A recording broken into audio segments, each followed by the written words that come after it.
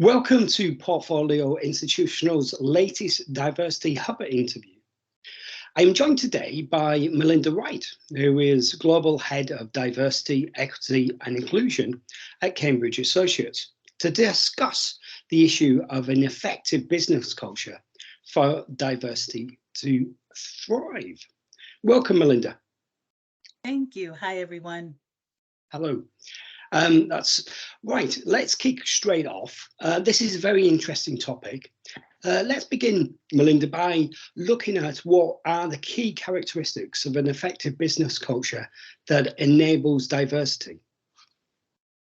Sure thing. I think there are a number of things that enable an effective culture, but I'll just list a few words that I've been thinking about a lot as we've built out our DEI strategy at Cambridge. So 3 words that come to mind: a culture of learning, a culture of transparency, and a culture of belonging. And I would probably throw in being nimble as well.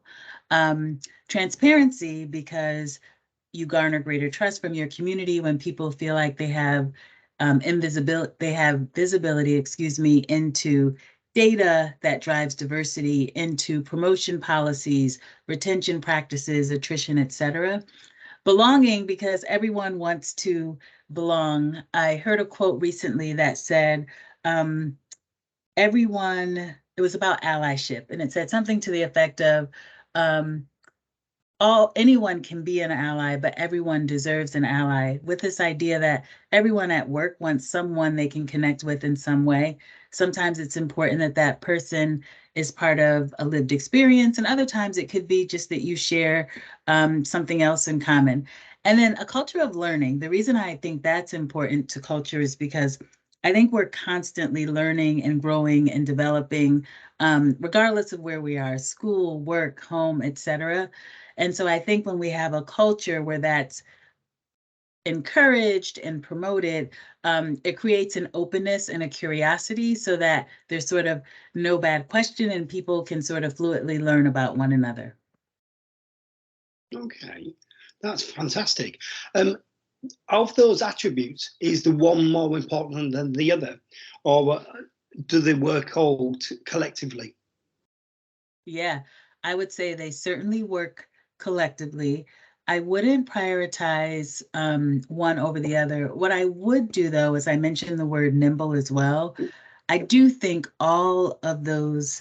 each of those words or actions require a level of flexibility and an ability for a culture to be nimble and adapt to change. So much of diversity, equity, and inclusion is around change management. It's about creating a culture where everyone can thrive, which sometimes means we're changing some of our policies and practices, or creating different opportunities that might not have otherwise existed. Okay, that's interesting. And do you think some of the problems organizations have is because they're not open to that change? Sometimes I think it's because organizations are not open. Honestly, sometimes I think organizations just don't know what to do. I speak to so many colleagues who say, of course, I'm committed to having a more diverse company, or I want to be a more inclusive leader. I'm just not sure how to do that. And often what I'll say to people is it's small things like when you host a team meeting, let's think about a way that everyone can participate. Maybe you call on everyone for a response instead of people who are more comfortable speaking up. Maybe you bring a DEI article and just create an opportunity where it's open for discussion. Or maybe it's mentoring someone across a line of difference. But the point being, it's small steps that ultimately get us there, and not letting fear of the unknown be the barrier to creating a strong culture.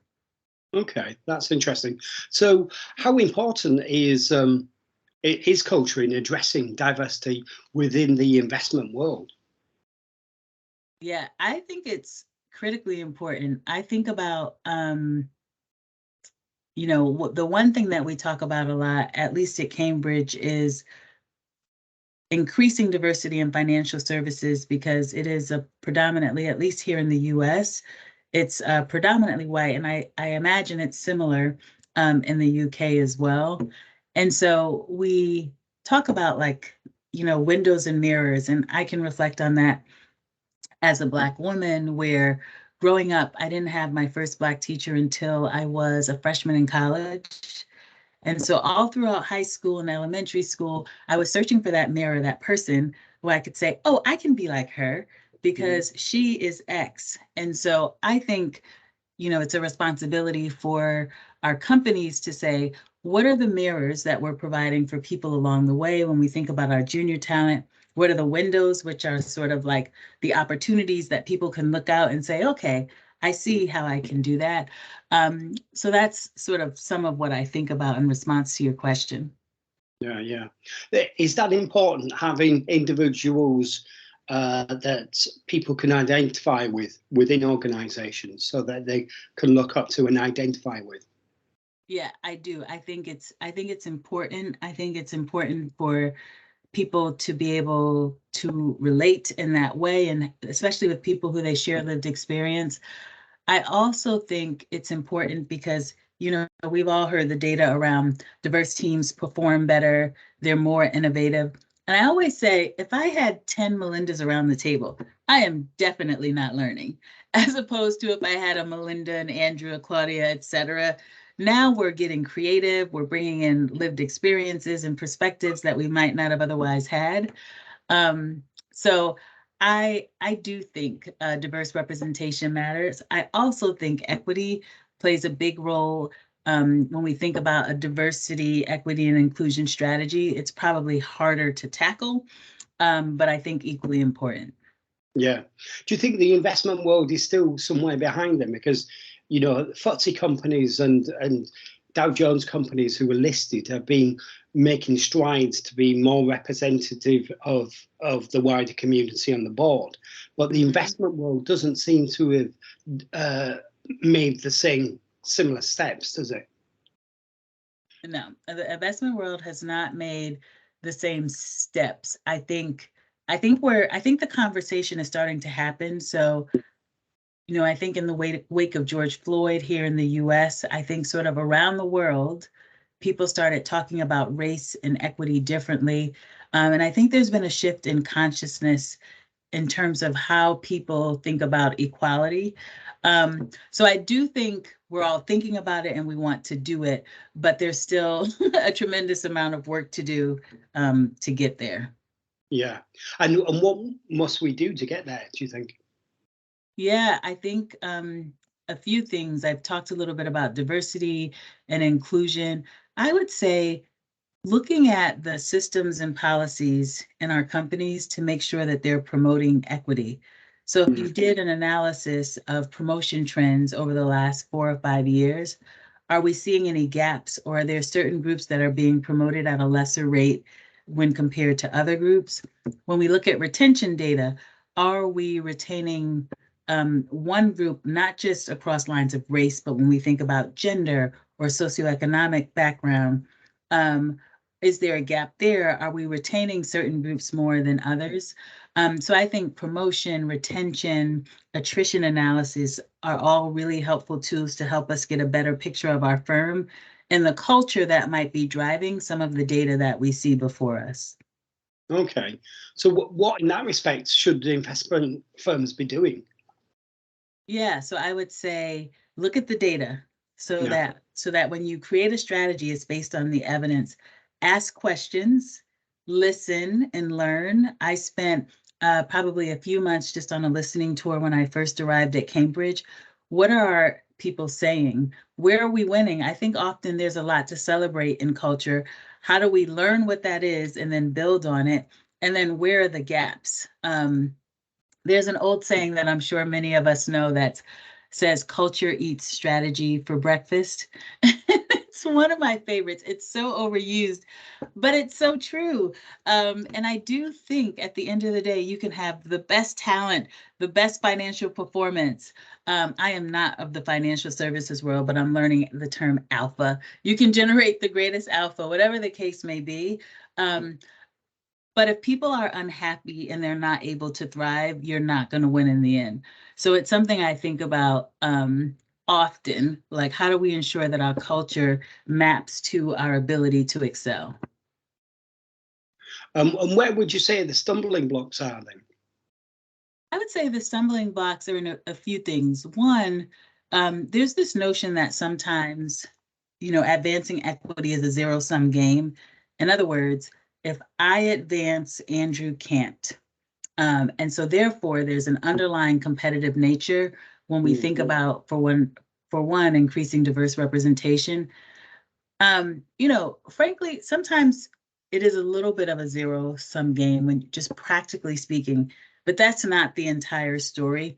The full story is the stronger our culture, the more we perform, the better our impact, the more we grow the pie and the opportunity. So if we have a bigger pie, we have more opportunities, more people at the table, more diversity, as opposed to if we enact this policy or increase diversity of women at the firm, it means that men won't get promoted. And I think sometimes that's a huge stumbling block and people sort of get stuck there. And that's one area I think we can work on. I think another stumbling block is, as we just talked about, data. Sometimes people are having conversations about diversity, equity, and inclusion that are anecdotal, as opposed to we discovered some things where I was like, actually, we're doing pretty well here. The narrative says X, but if you actually look at the data, we're doing well. So sometimes data can disprove sort of a long-held company narrative. And then sometimes it can affirm a long-held narrative. But either way, I think a stumbling block is the absence of data. Okay. And where would that data come from? Would it be companies reporting on themselves, or would it be an independent body looking at them? Yeah, I think it's company reporting on themselves, but we have started to pursue different business certifications like the Human Rights Campaign Index for the LGBTQ plus community. We are looking at the Stonewall Index, specifically in the UK, amongst others that we're researching that are based on race or gender.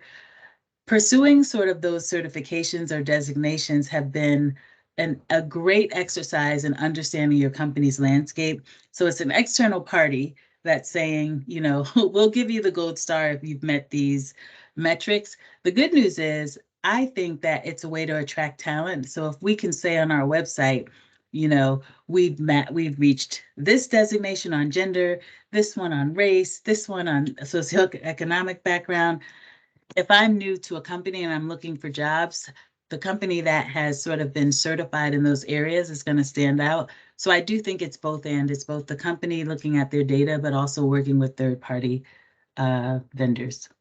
Because sometimes companies might be reluctant to reveal some of their data because it might be quite embarrassing, won't it? How can you persuade them to overcome that? Yeah, I mean, it's it's tough because sometimes it is embarrassing. Something I've been thinking a lot lately is just a reminder to myself that it is not an indictment of our leadership as a company or our values if the data suggests that we're lagging. This is like a much bigger challenge and issue that has plagued the world for hundreds of years. So certainly we can't expect Cambridge to be solving the world's problems at one firm. So I'm always thinking about how can we put this in a much larger context so it doesn't feel so personal. And I think we owe it to ourselves and the world at large to be better at this and to model failing forward. Yeah. So how far are we from getting to something that would look effectively like diversity in investments? Are we 10 years, 20 years, a lifetime? How far away is it? Yeah, it's a great question. I don't think we're super far because part of it is mindset, a mindset shift. I do think, practically speaking, I've been thinking about how do we increase diversity in the senior ranks for women and people of color. And then one thing I noticed when we look at the pipeline for some of these groups, there's no pipeline. So one could argue, well, that's 10 years out. But I think if we're creative recruiting and say, you know what, we're going to get really creative. Maybe we look at a different set of schools, or maybe we bring people into our community and show them what we can offer. So I don't think we're far out. I just think it requires, I think it's an all hands on deck opportunity. And I think we slow down when people aren't bought in. I'm not Pollyanna. I recognize you'll probably never get to 100% buy-in, but if the majority of the firm, in particular the leadership, you can get really far pretty steadily. Yeah. And what you're seeing, do you have more hope, or is it more pessimistic in terms of your outlook? Yeah, I can only have hope. I'm a mom of 3, which means I have to believe we're working together to create a much better world for our children. And I shared this in another setting, which a comment a friend made to me. I was having a rough day around diversity. I was just feeling overwhelmed. It's like, oh my gosh, to your question, this is a long road. And he said, Melinda, you have to remember, you are your great-grandmother's wildest dream. And so, you know, in the US context, ironically, my great-great-great-grandmother was an enslaved African American. And, you know, I am sure she could dream of a life that was free, but probably not of a great-great-granddaughter being free in a leadership role in the C-suite at a firm. Like, there are just so many layers. So it just reminded me, what's the wildest dream I can have for my great-grandchildren? What does that look like? Because it is feasible and it is possible.